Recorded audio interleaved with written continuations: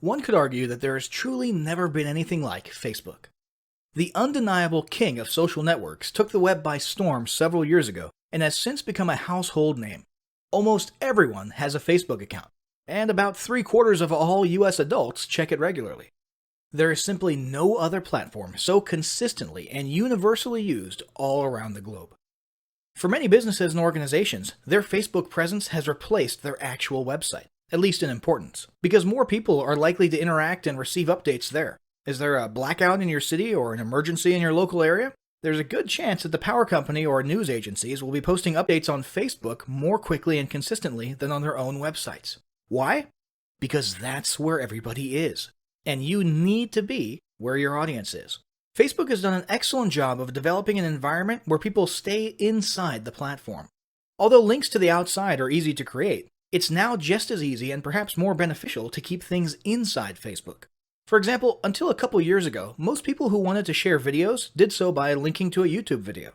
Today, however, Facebook has made it both quick and easy to upload videos within the platform, and has even made it the best option by allowing Facebook videos to autoplay as people are scrolling through their news feeds, making this option the most beneficial for people doing the sharing and the most pleasing for those doing the consuming.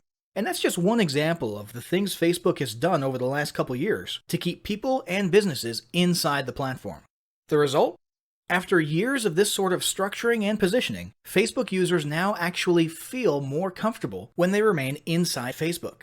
People trust and feel safe with the Facebook interface, the color scheme, and the overall look and feel, and prefer to consume content inside of it. Hence the enormous success of Facebook native advertising.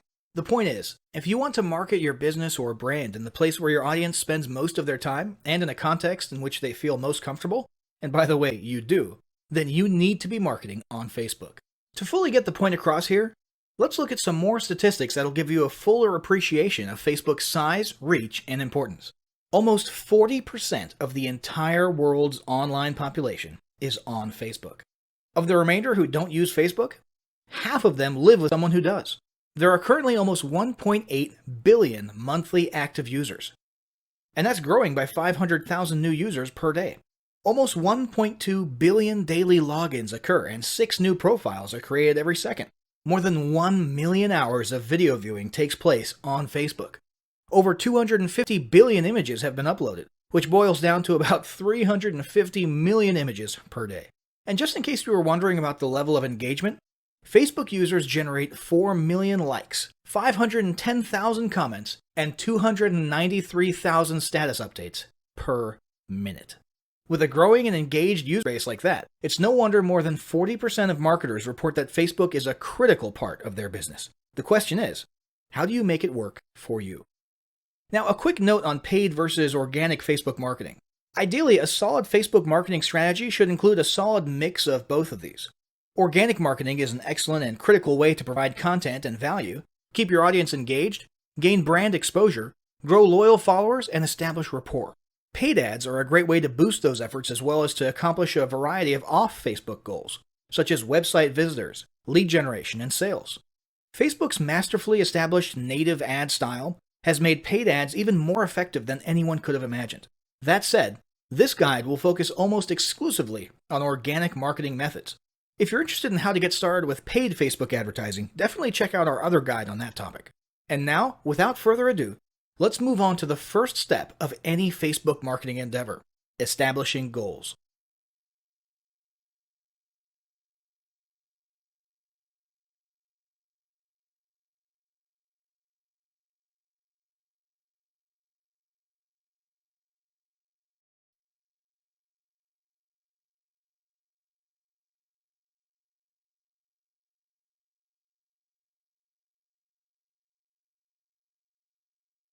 Establishing marketing goals is critical to the success of your Facebook marketing.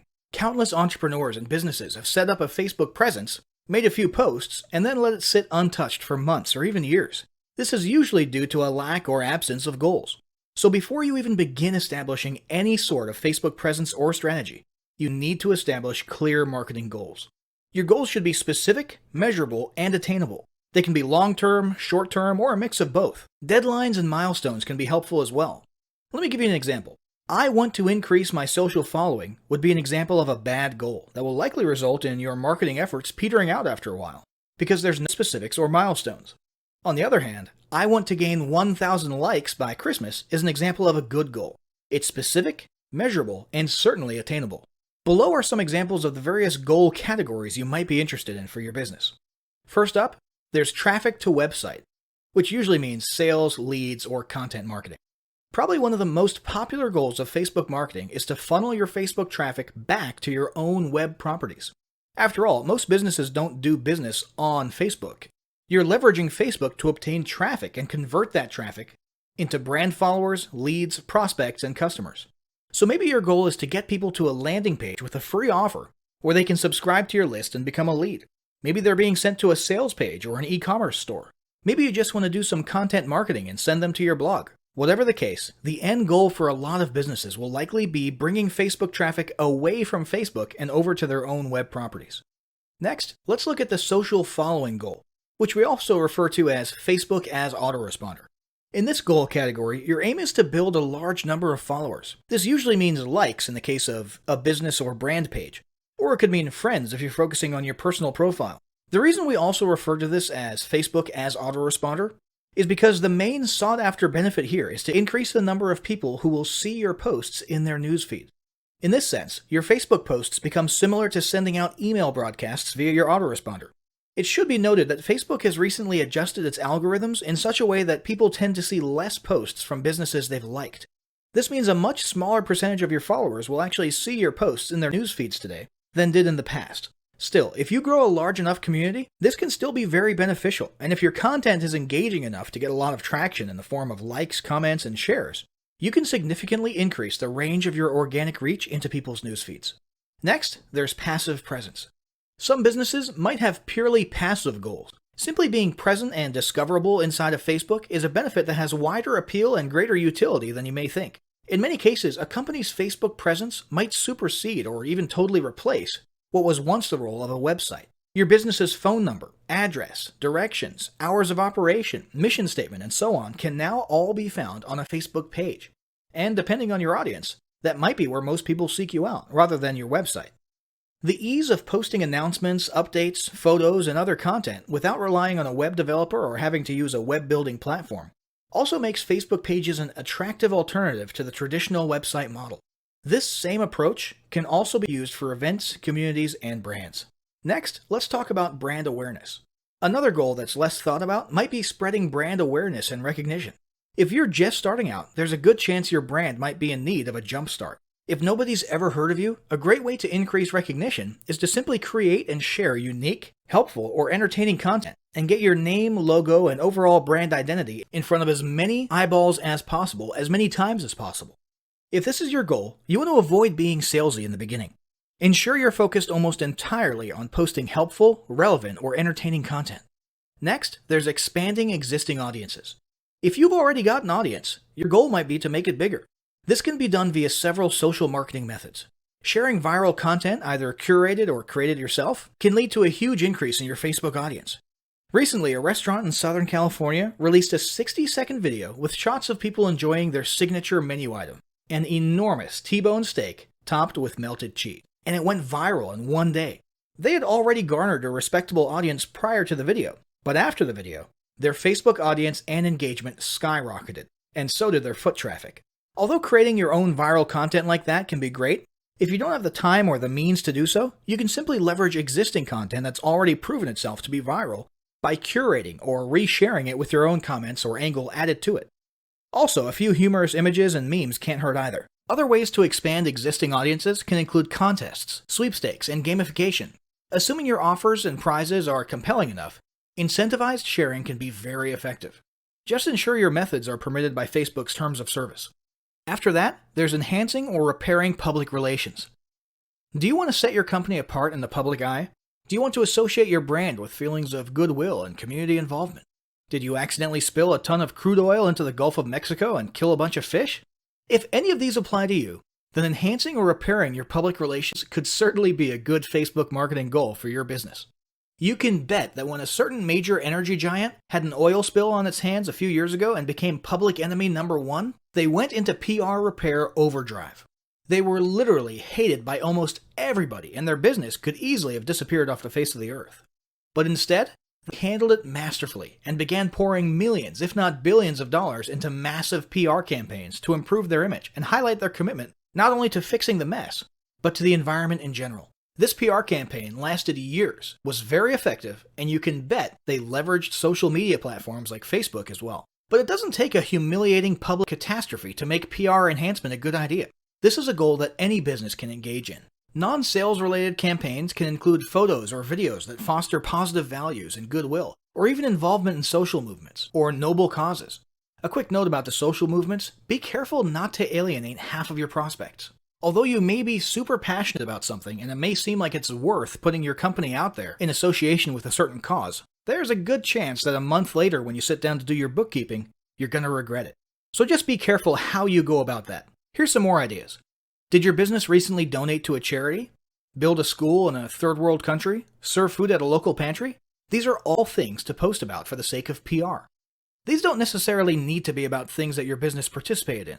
They can be content about general things like a heartwarming video about helping the poor or caring for the elderly. Special holidays like Christmas, Thanksgiving, or Mother's Day also present opportunities to leverage emotions, foster goodwill, and enhance your PR. Finally, there's market research. A hugely beneficial goal of Facebook marketing is market research. If you're just starting your business or going down a new path, Facebook can be an excellent place to learn more about your audience and your market. This can be done in a structured way with things like surveys and questionnaires, or in a less structured way by simply engaging with your audience, commenting, asking questions, and so on. Also, lurking or conversing in Facebook groups related to your industry can teach you a ton about what your customers want and who they are. Beyond that, you can monitor your competitors' pages and groups to see what their customers like and what they're complaining about, so you can adjust your business accordingly. Creating your own group and engaging within it is another great way to get a constant stream of market data and audience data flowing into your business. Ultimately, your goal should be to come up with 1 or 2 ideal customer avatars that you can then base your marketing and product development on. All the goals you've learned about in this section require some sort of presence on Facebook. Your Facebook presence can take various forms, and that's what we'll discuss next.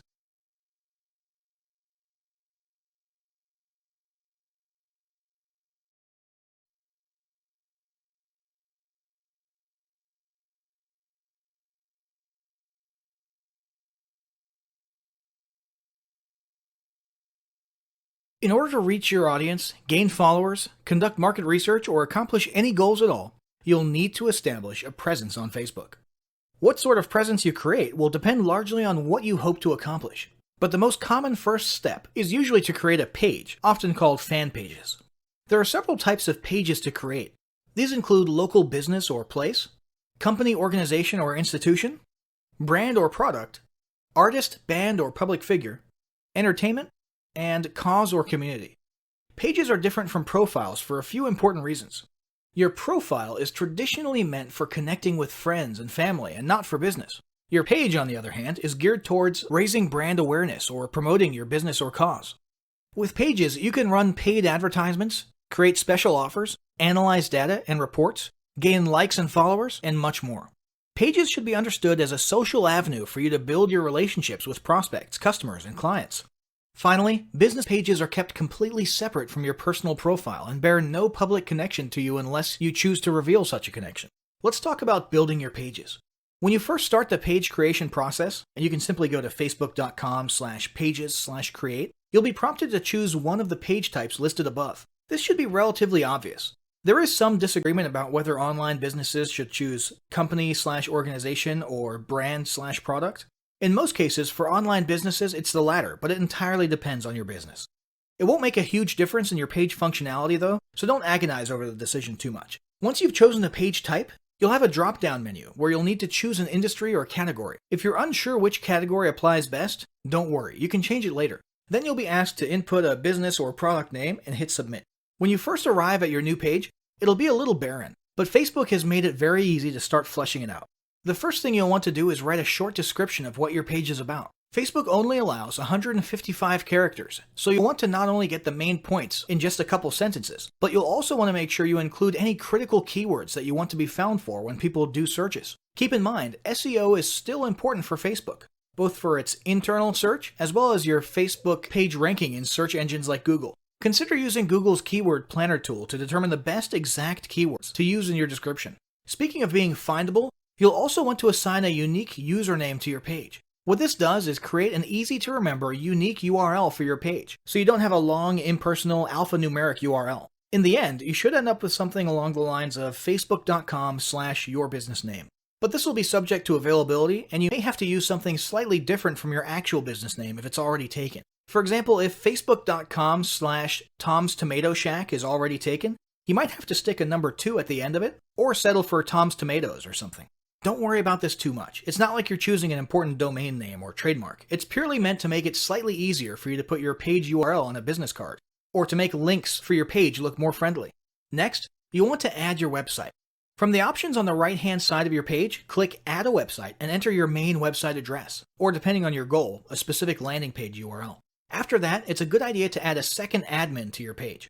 Even if you're the sole owner and employee of your business, you should still do it. This way, if your page or profile gets hacked, and that does happen, or if you get locked out of your profile for any reason at all, you'll at least have someone else who can try to access the page and do what needs to be done. This is a security precaution, so it doesn't matter who it is, and they don't literally need to ever be an actual admin. Heck, this could be your grandma if you want. After that, you'll want to like your own page, so you'll now be following it via your personal profile, and you'll want to make sure you turn on notifications. Now you'll want to start visually completing your page. First, you'll want to add a square profile image. This can be an image of you or your logo, or whatever you want people to see associated with your brand. In addition to being visible on your page, this will also be the avatar image that accompanies your comments and activity on Facebook when you're posting or commenting as your business. Once that's done, you'll want to add a horizontal cover image. If you don't have a horizontal image to use for your cover, you can either create one yourself via a tool like Canva, or you can pay someone on Fiverr to make it for you. Next, go to Edit Your Page Info to adjust your page details. Here you can add categories, descriptions, contact info, location, legal disclaimers, and so on. Then, go to See All Information and see if there's anything else you want to add, such as awards, privacy policy, and so on. Finally, you'll want to add a call to action button to the top of your page. This CTA button can be for booking services, contacting you, purchasing or shopping, downloading something, or even a generic Learn More. After choosing one of these categories, you'll have a choice of more specific CTA wordings to select from. Once your page is ready and looking the way you want it, you'll have an opportunity to start inviting friends to like the page or to start posting content to the page timeline. Now let's talk about another type of presence: groups. One option for establishing a presence on Facebook is to create a group. A Facebook group can be either public or private. These groups can be an excellent way to interact with your audience, share content, encourage them to interact with each other, and even start building a tribe mentality among your followers. Although groups can eventually take on a life of their own once you've got enough members in there, conversing, posting, and answering and asking questions, early on it'll be important for you to have a content posting routine to keep things fresh and moving. It may also be a good idea to appoint a moderator/admin to handle things on the inside. Be prepared. Groups can easily turn into a second customer support channel, and can also be a place where people think it's okay to dump their complaints or criticisms of your brand. Be sure to keep an eye on things in there. Try to foster a positive vibes environment, and have yourself or moderators on hand to delete or censor any comments that might harm your brand, and make it clear to members whether or not it's okay to handle customer service issues inside the group. And for the record, it's totally up to you, and in fact, handling customer service in groups publicly is becoming a bit of a trend lately. There's plenty of pros and cons to that, we're not going to get into it here. If you choose to make your group a no customer support zone, just ensure you get that message across kindly and gently, and use patience when reminding individual members about it. Remember, your whole tribe can see you here, and they will judge you on how you treat members. Let's talk about creating a group. To create a group, go to your Groups page and click the green Create Group button. You'll first need to name your group. This can be your business name or a spin-off of your business name. For example, if your group is centered around providing special training or advice on using a product, you might call it Your Product Name plus the word Masters, Experts, or Ninjas at the end of it. Each group needs to start out with at least one member. So you can either add several members right there from the beginning, or you can just add yourself for the time being and move on. The final selection is your group's privacy status: closed, public, or secret. Secret means it's not even searchable or discoverable. You can change this setting later, so don't worry about it too much right now. After you hit submit, you'll need to choose an icon for your group. Just pick whatever seems most relevant. Once your group is created, you can start fleshing it out by adding a cover photo and description. The same guidance for business page descriptions above applies here more or less. Keep it short, clear, and include important keywords. As for the cover photo, make it horizontal and consider using Canva to create your image or hiring someone on Fiverr to make a nice image. Finally, there's the personal profile.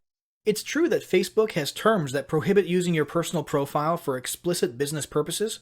However, that does not prevent you from leveraging your personal profile in exactly the way social profiles were meant to be used: networking. Make it clear what it is you do and what services you provide. Make yourself findable via search. Join relevant groups. Contribute to discussions. Introduce yourself and rub elbows as much as possible.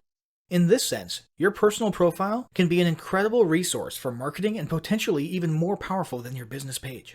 So, once you've established the sort of presence you've determined you need, you'll want to start posting content.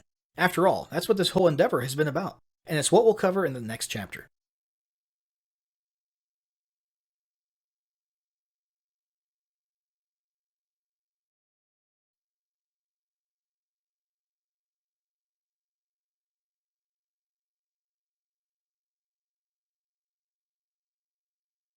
Now that you've got your presence established, it's time to start cranking out some quality organic marketing content. Let's look at some of the types of content you can create, curate, and leverage in your Facebook marketing. First, let's talk about basic posts. So much emphasis has been placed on visual media like photos, memes, and videos in recent years that many people have forgotten the power of good old-fashioned text. A basic textual post can accomplish a lot, and in fact, can actually stand out a lot in today's news feeds that are often filled with non-stop cliché viral images and videos. A standard textual post can be an excellent pattern interrupt in these cases. A textual post, whether it be from your personal profile, a business page, or a group, can be about anything you want. It might be a piece of content in and of itself, like an informative blog post. It could be a link back to some other content elsewhere, such as your blog or website or your YouTube channel. Other great ideas for content are questions, stories, and jokes. These can be great for boosting engagement and getting conversations started. A newer feature worth mentioning is the ability to make your textual posts appear as bold text on a large colored background. This is an awesome attention-grabbing feature that's definitely worth trying for short messages. There's only room for 2 or 3 sentences. Finally, a poll is a great way to boost engagement in your textual posts as well. Asking questions is already something that boosts engagement, and people love voting on things. So naturally, when you pair the two together, you're likely to get some great social traction. Here's a quick hint. For polls, always say something like, "Tell us why" in the comments below, so people can talk about their opinions and get some conversations and extra engagement going. Next up, there's image posts and memes. It's been almost a decade, and we're still seeing images of Boromir from Lord of the Rings looking at us in our news feeds, and telling us about how one does not simply this, or one does not simply that. Why? Because it gets people's attention, gets your point across, and usually still results in a few likes, shares, or comments. Whether it's Sean Bean as Boromir saying one does not simply run Facebook ads without using a tracking pixel, or the Dos Equis guy sipping on a beer and saying, "I don't usually try to lose 5 pounds in 1 week, but when I do, I use high-intensity interval training." The fact is, memes work, in almost any niche. In fact, it's precisely their goofy and ironic application to unexpected niches that causes them to be so funny and get a rise out of people. So it's settled. If you can find a few minutes per week to make a funny meme for your niche, it's definitely worth your time. But it's not just about memes. Other types of images can be beneficial as well. If you're working an authority angle, try posting images of you on stage at events. If you're promoting a free report or a free digital offer, you can use an image of the e-cover itself or even a generic stock image that you can find on the cheap at Adobe Stock. Make sure the images are relevant to your offer and audience. So if you're targeting restaurant owners, a smiling business owner standing outside of their restaurant might work. If you're doing a weight loss product, a stock photo of a woman stretching or a man running might be the ticket. If you're selling physical products, use an image of the product itself or of a person using the product. And remember, these are organic posts, not paid ads. So you're not bound by some of Facebook's restrictions like the text-to-image space ratio, and so on. Although there still are some terms of service that apply to all content, so be sure you familiarize yourself with those. Next up, there's videos. The uncontested king of engaging content. This still hasn't changed. In fact, if anything, it's becoming even more of a norm than ever. If you're not using videos in your Facebook marketing, you're missing out big time. While it used to be common to use YouTube for hosting your videos and simply embed or link them on Facebook, In recent years, Facebook has started to beef up their own video hosting functionality. Today, Facebook is giving YouTube a run for its money, and many people are now beginning to lean towards Facebook as their primary video sharing venue. This is beneficial not only to Facebook, but also to marketers because Facebook has made its videos super engaging by making them autoplay with no sound while people are scrolling or swiping past them in their news feeds. This results in a ton of views and engagement. So, video content is a must. But what types of video content should you be incorporating into your marketing? There are several options. There's regular vlogs, talking head videos, selfie videos, screen capture videos, instructions, tutorials, tips and tricks, funny videos, motivational videos, animated explainer videos, short advertisement videos, inspirational videos, slideshow videos. The list goes on and on. Any way you're able to convey content or messages via videos is great. More recently, Facebook has introduced live streaming videos. You can literally host a live video feed or show and even invite others on for split-screen interviews and discussions from just about any device. All of these innovations in Facebook video sharing are helping to propel Facebook further into the video marketing spotlight, and it's not a trend you want to miss out on. Now let's talk about curated and repurposed content. Not all content needs to be created by you or your team from scratch. One very popular form of content marketing is content curation. This means finding existing content from someone else and simply resharing it yourself. This can be done simply by using the share button on Facebook to share other interesting or entertaining posts and add your own comment or commentary. Another way to curate content is to manually republish it. This can mean copying excerpts from someone else's blog, a news article, or a book, and so on. Just ensure you always attribute it to the author. For example, here's some great tips from the folks at such and such blog. And try to always put your own comments at the beginning or end and ask your audience what their thoughts are. This is a mutually beneficial form of content marketing because you're spreading the exposure of the other entity's brand, which they'll appreciate, while also posting content with almost no work required on your part. Another option for quick content publishing is to repurpose your existing content. Do you have ebooks, reports, or guides of your own? Why not take a chapter from one of your ebooks, tweak it at the beginning and the end, and publish it on Facebook? Heck, you could turn an ebook or report into a whole series of Facebook posts covering a whole week. Have a blog on your website with interesting articles and posts? Why not post a teaser or excerpt from each blog post, old or new, and a link to the post in question? Same goes for videos, podcasts, interviews, and so on. If you've been online long enough, there's a good chance you'll be able to repurpose a lot of your old content into Facebook posts. Now let's talk about boosting content.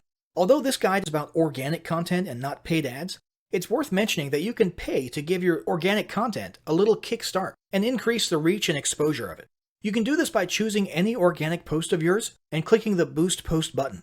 This will open a new screen where you essentially turn your post into a paid ad for a limited amount of time. You can set a budget, choose an audience, and many of the other settings you'd usually apply to creating a paid ad. This will get your post in front of many eyes that otherwise would not have seen it in their news feeds. Be advised, when you use this method, your post technically becomes a Facebook ad and will then be subject to Facebook ad guidelines that most organic content is not subject to. So if you have an image in your Facebook post and the image is almost completely text or has a very large text to image ratio, there's a pretty good chance it's not going to be a good fit as a boosted post. Now let's talk about content planning. Planning out your Facebook marketing strategy is super important. The last thing you want is for your Facebook presence to turn into one of those where you set up a page, post a few things, and then becomes lifeless for months at a time. This happens a lot.